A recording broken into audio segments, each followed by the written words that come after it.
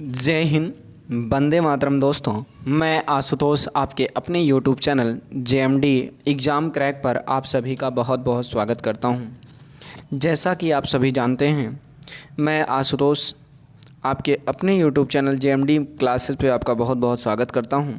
जैसा कि आप सभी जानते हैं, बिहार के लिए शिक्षक भर्ती के लिए प्रमुख प्रश्न हम चलाने के लिए लेकर हाजिर हुए हैं।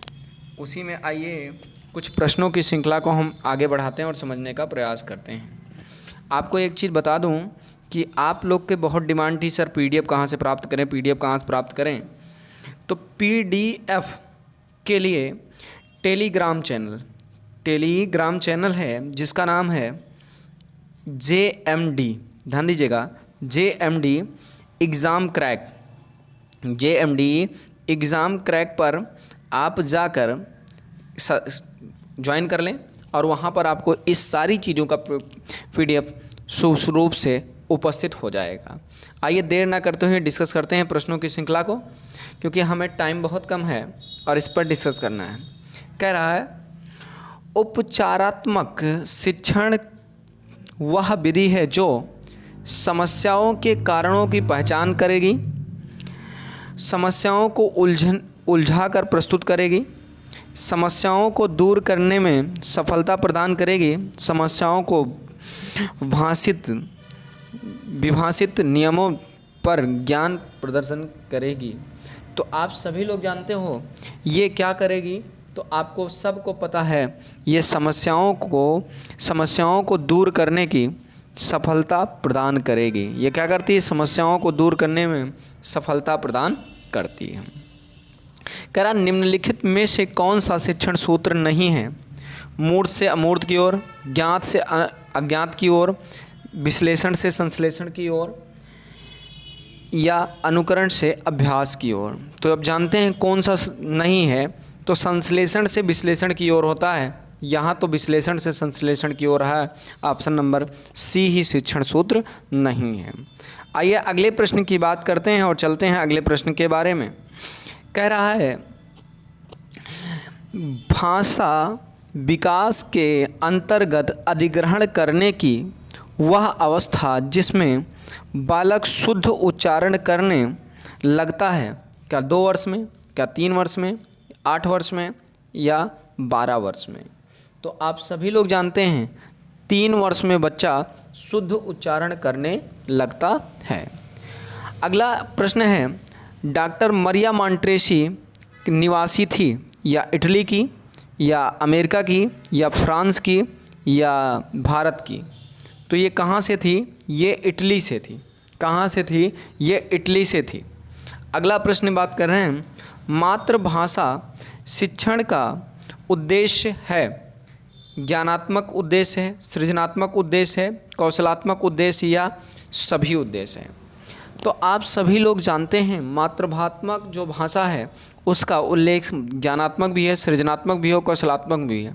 अर्थात ये उल्लेख कौन सा है? डी विकल्प आपका सही है। अगले प्रश्न की बात चलते हैं, अब प्रश्नों की श्रृंखला को समझते हैं। कह रहा, पाठ्य पुस्तक शिक्षण अभिप्रायों के लिए व्यवस्थित प्रजातीय चिंतन का एक अभिलेख है, या कथन किसका है? क्या क्रो एंड क्रो का है, क्या बेकन का है, क्या ब्लेयर का है, या स्किनर का है? तो आप सभी लोग जानते हैं या कथन किसका है? बेकन का है। क्या है? बेकन का है।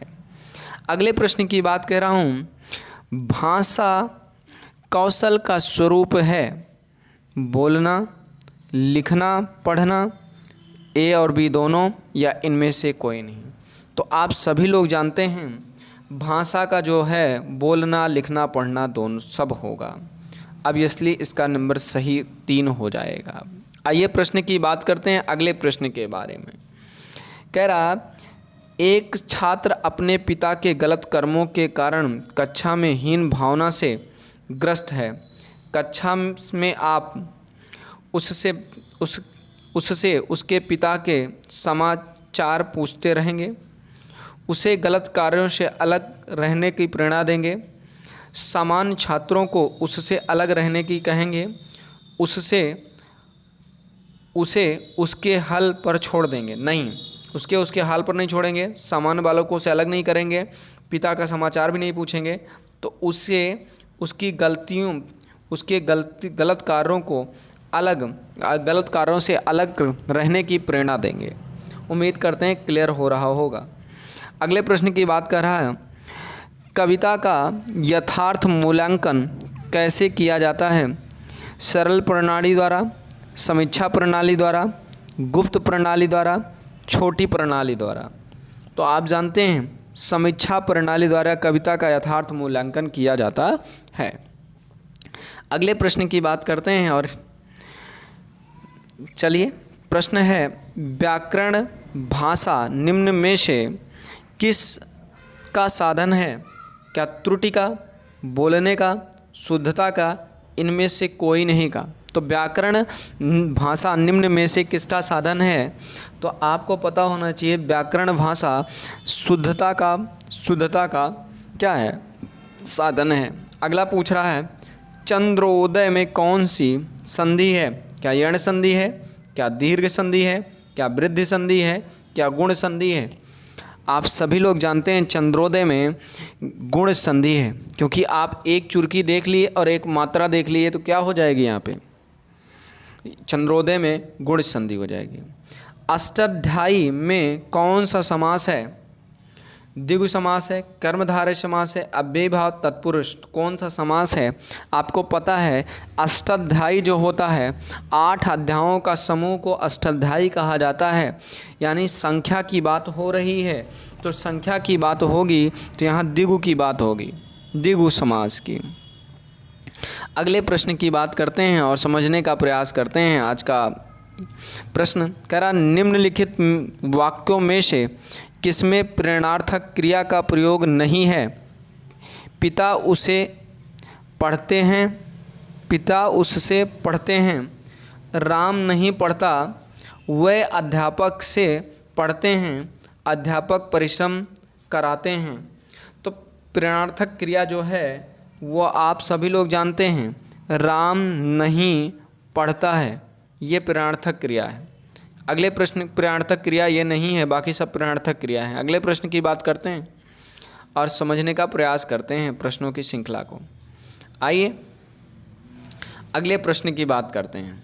कह रहा, यदि बारिश हो जाए तो खेती अच्छी होगी, इस वाक्य में भविष्यवत काल भेद है? क्या सामान्य भविष्यवत, हेतु हेतु मत भविष्यवत, या संभावित भविष्यवत, या इनमें से कोई नहीं? आप जानते हैं अगर समान तो हो नहीं सकता, क्योंकि यदि बारिश हो, संभावना या हेतु हेतु मत में से कोई होगा। अब समझिए हेतु हेतु मत में से कौन सा होगा, तो आप जानिए अगर निश्चित है कि वह आएगा व्यक्ति तो संभाविक है, लेकिन क्या यदि बारिश हो तो कभी संभव हो सकता नहीं, तो हेतु हेतु मत हो जाएगा। यहाँ से क्लियर करते हैं। कह रहा है अगले प्रश्न में, अज्ञ का विलोम शब्द है विज्ञ, सर्वज्ञ, अज्ञ, अनज्ञ।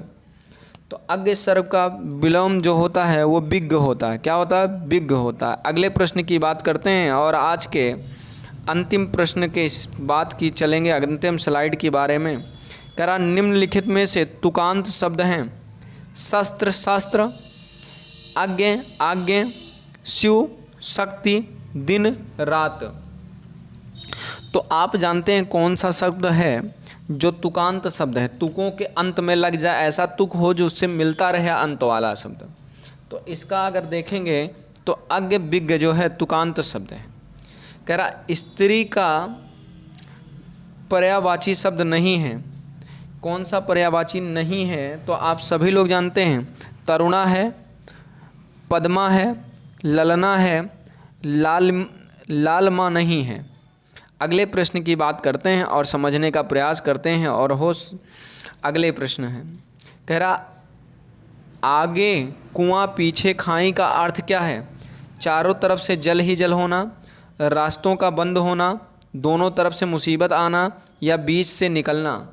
आगे कुआं पीछे खाई का मतलब ही होता है कि चारों तरफ से आपको क्या है, मुसीबत आ जाए या दोनों तरफ से मुसीबत का आना। लिखा है सिंगार शब्द का तत्सम शब्द है ये है या ये है या ये है या इंगार है।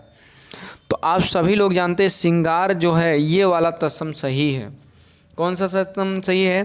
3 नंबर का विकल्प। और लास्ट प्रश्न की बात करते हैं और चलते हैं अंतिम प्रश्न के।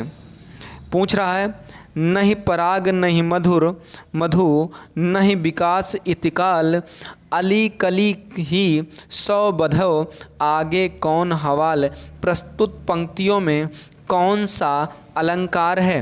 क्या रूपक अलंकार है, या विशेषोक्ति अलंकार है, अन्योक्ति अलंकार है, अतिशयोक्ति अलंकार है, या इनमें से उत्साह की कमी होती है? तो किसमें कौन सा अलंकार है आप बताइए। तो इसमें अन्योक्ति का अलंकार है। और आज का अंतिम प्रश्न लेकर आपके लिए हाजिर हुए हैं। प्रश्नों की श्रृंखला कैसी लगी कमेंट करके हमें ज़रूर बताइएगा, ताकि हमें वीडियो बनाने के लिए प्रोत्साहन मिलता रहे। आइए चलते हैं। गिरिशृंग, गिरिशृंग शब्द का अर्थ है क्या कर्मवीर, क्या मातृभूमि, या उच्च पर्वत श्रेणी, या आपदा। गिरिशृंग का अर्थ क्या है? तो गिरिशृंग का अर्थ जो है उच्चतम श्रेणी की भूमि को गिरिशृंग के नाम से जाना जाता है। आपको ये प्रश्नों की श्रृंखला कैसी लगी कमेंट करके हमें ज़रूर बताइएगा, ताकि ऐसे ही वीडियो बनाने के लिए हमें प्रोत्साहन मिलता रहे। मिलते हैं नेक्स्ट वीडियो में, तब तक के लिए जय हिंद, वंदे मातरम। दोस्तों अपना बहुत बहुत ख्याल रखिएगा। जय हिंद, वंदे मातरम। दोस्तों अपना बहुत बहुत ख्याल रखिए।